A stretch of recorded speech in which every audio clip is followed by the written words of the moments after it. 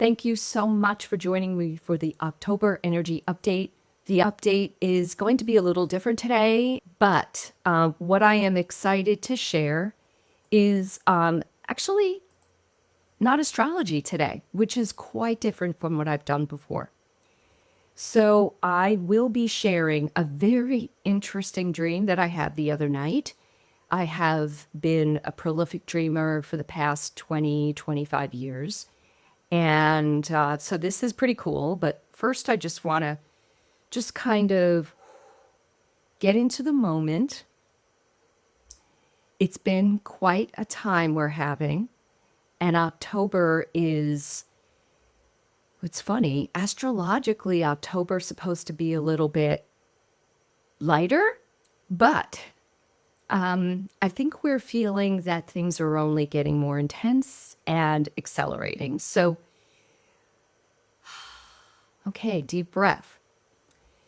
We have something called a worldview, and we're kind of indoctrinated into that worldview from birth, from our families, from our environment, from our culture, from our society. And as we get older, we obviously have the free will to shift our filter or maybe the sunglasses that we view reality through.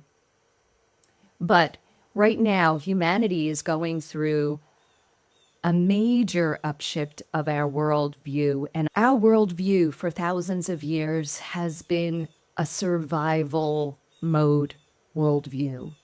And with survival mode comes a lot of baggage, shall I say, things that, well, we can totally recognize in today's world. A lot of fear, a lot of there's not enough to go around, competition, backstabbing, all kind of the negative emotions that are part of being a human being. But we are in this really amazing threshold from one kind of worldview shifting to another, taking hold. And that is more of a, for lack of a better term, I'm going to say self-actualization. It's a worldview where it's all about what's going on inside of us. The survival worldview is really external. It's looking to the outer world for our accomplishments, getting relationships, getting the right job, the material world. Everything is external. Our sense of self-worth, it's all external. We're moving more now to an internal self-worth and a place that is living from the inside out rather than the outside in. And I think we've all come to this place where we're bombarded with events, and I'm not going to belabor this because we all know it. So the things happening on the external world are really like crashing through and changing our emotional self throughout the day. You see a headline, blah, blah, blah, you know the deal. Okay. So this shift in worldview is really, some of you may know it as a shift from 3D to 5D reality.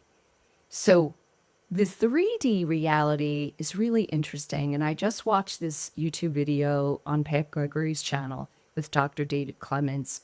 And this is, I think, the fourth or fifth time he's been on there. He is a string theory physicist who has now been kind of awakened and channels Arcturian beings. And he is amazing. But in that conversation, I was like, yes, this is what I'm feeling. So the more chaotic and destabilizing our outer world is, and believe me, it's going to continue to accelerate over the next few months. But the more chaotic and destabilizing things are in the outer world, the more light is able to come through. So I always think of that when your heart cracks open, that's where the light gets through, right? So it's really a beautiful analogy to where we are right now. So think about it. This just makes so much sense to me.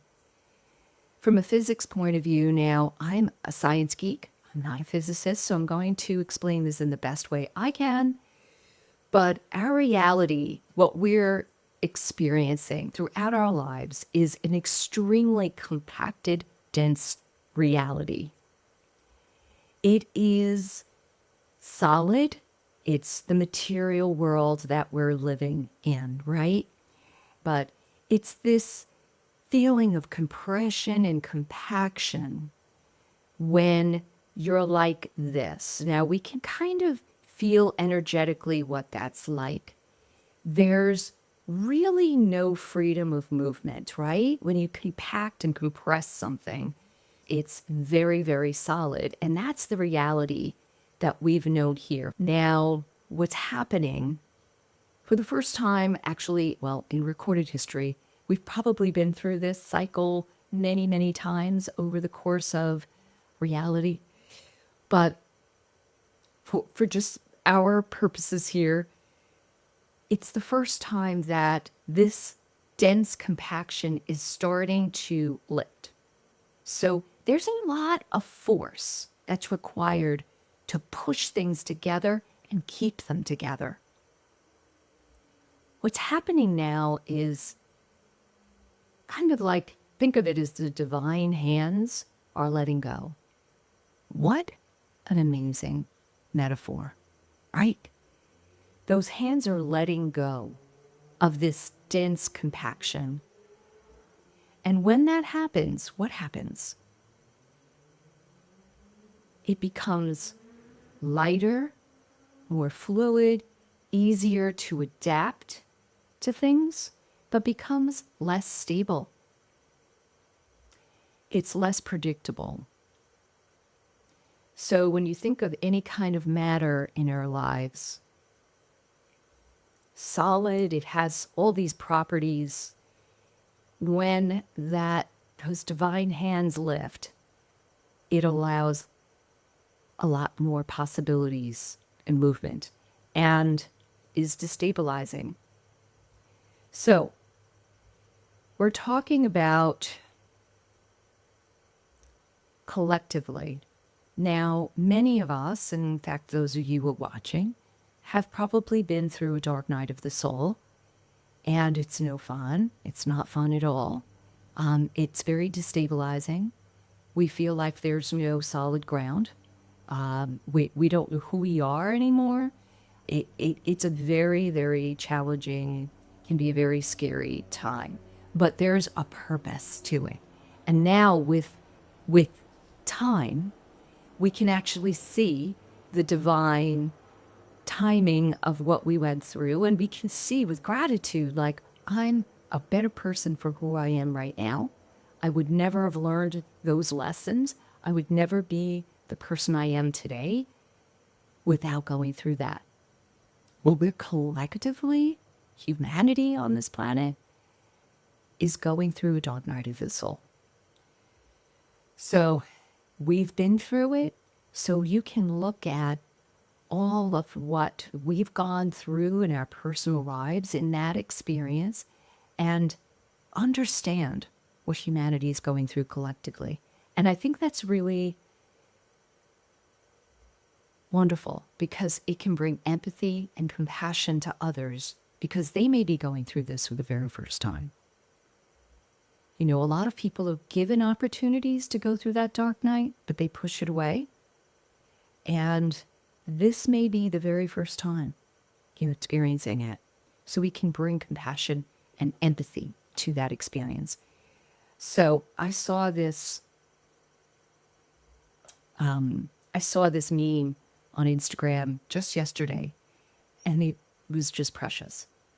Worry is using your imagination to create something that you don't want.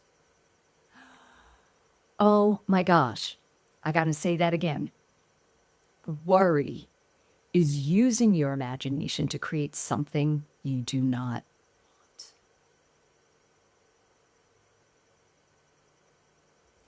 So we're all learning how to navigate through this time.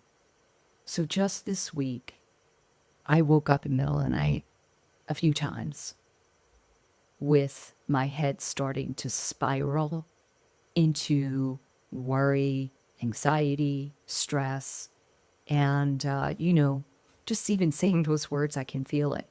It's this heaviness of worry about the future.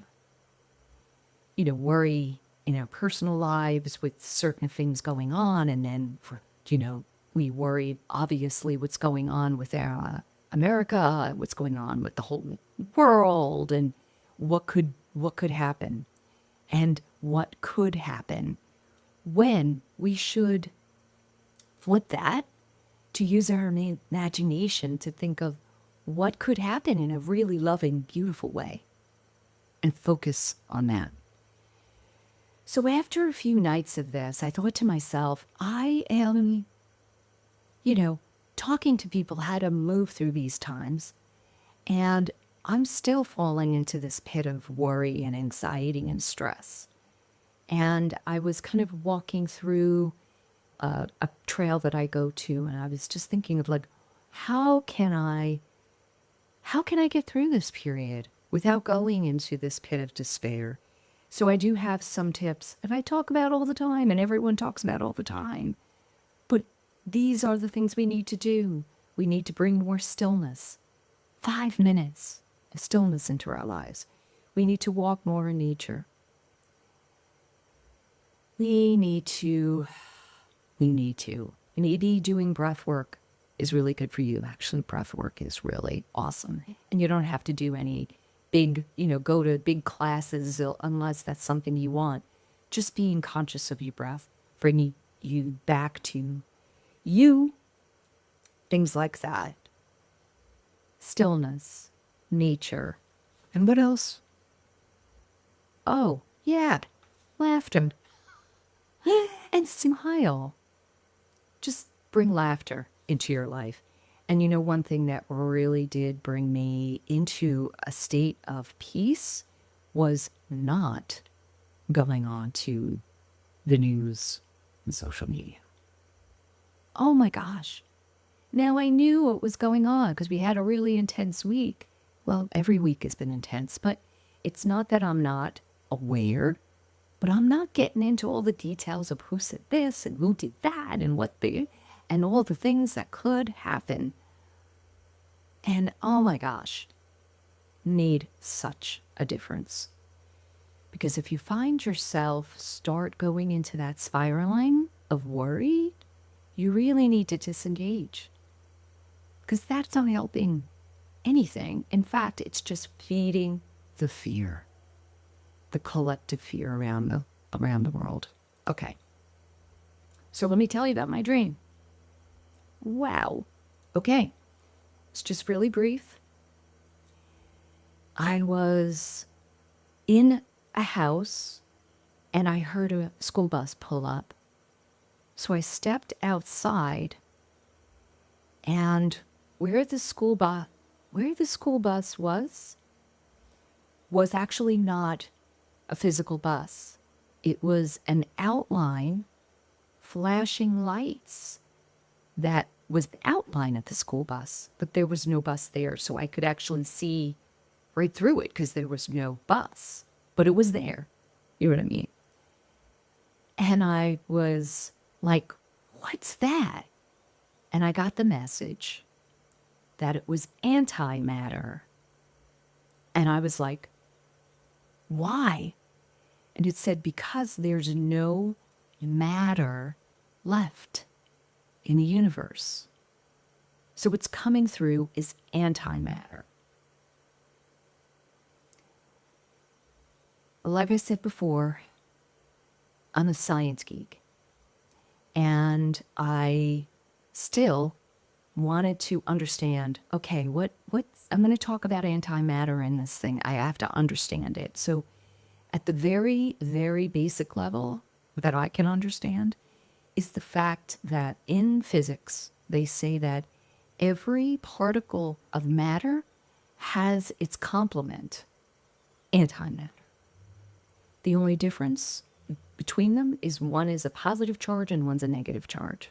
So it's the opposite charge, energetic charge. So when you have matter and antimatter, when they approach each other, there's an explosion and it creates light. It creates energy. And this is actually, E equals mc squared. And this is what, obviously Einstein discovered. So you've got matter and antimatter. They hit and they explode. And what results are photons, particles of light. Wow, there's so much to explore here. So then you would say, okay, and this is what physicists have been addressing for the past 100 years since they discovered antimatter. I believe it's been 100 years. Okay, so if everything in the universe that we know is matter has a complementary antimatter and they explode, it creates light, which is so interesting, right? Because that's the divine source of all, is that light. But then there's nothingness. There's light, but there's no matter. Yet our universe is filled with matter. So somehow, and you can look this up. I mean, I'm a follower of Neil deGrasse Tyson. If, you look him up, you can see him or anybody explain this. Somehow, there was one more particle of matter added to this soup in the universe. So that everything in the universe comes from that extra particle of matter. So, what does this mean in relation to my dream? I am still figuring it out, but I wanted to get it out there because I know there's a lot of smart people out there, and it's probably not meant for me to interpret fully. I believe this is a message for all. But at the very basic level, it's demonstrating that we are at this threshold of human evolution where things are going to get really weird. Things are going to not behave the way we're expecting. And this gets back to the conversation about density and compaction and the fact that perhaps these divine hands are letting go finally. And why? Who knows? But I would imagine it's because we're ready. We're ready to deal with a reality that's going to have more fluidity. It's going to have less predictability. It's going to be destabilizing. But those of us here that are actually working with this, that came into life at this time, we are here because we're able to handle this. We're ready. The universe is ready for humanity to evolve past this super dense 3D reality, which is really nonsense, into this more expansive, fluid, dynamic, loving, compassionate reality. And it's not going to be an overnight thing. I do firmly believe that most of us will get to experience this. I don't think it's going to take decades. I think this is going to be pretty fast, meaning, I don't know, a couple of years.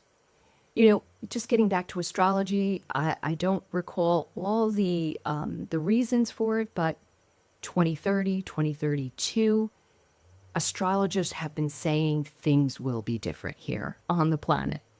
And I don't recall the planetary alignments that are the kind of the symbolism for that. November's energy update, I promise you, I'll come back. But so this antimatter is popping in. Now, what's not lost on me is the fact that it was a school bus, right? Could have been anything in this dream, but it was a school bus.